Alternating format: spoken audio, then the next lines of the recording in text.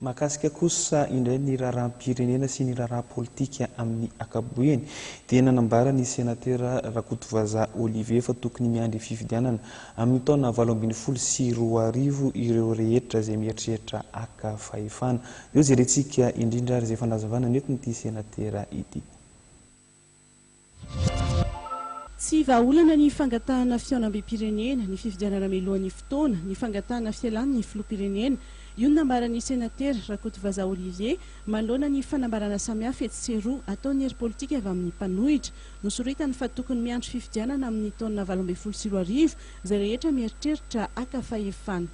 Etsika ataon'ny mitsanganana malagasy ary tsy mitsanganana malagasy ihany fa misy an'izany ny fanoherana mametraka ny fangatahana ny fialan'ny filoham-pirenena dia zay zany mahita hoe tsy vanim-potoana ahafahana manao an'izany intsony izao satria efa misy ny ambaratonga am-pitondrana, misy ny androm-panjakana afaka mijiry ny fampiarana ny voasorotra zany amin'ny lalàna velona izay misy eto amin'ny firenena ka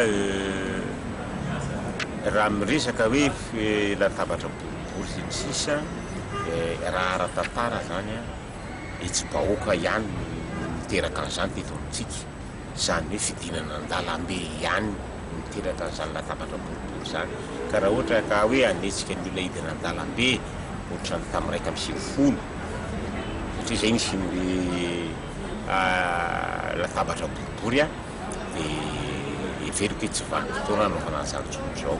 Tokony hojerena zany ahoana ny fomba ahafahana manatanteraka nireo azy ireo zao hifampatantsika tsara fa manomboka misokatra amin'izay zao ny lalam-bola rehetra ahafahana mampandrosoka firenena.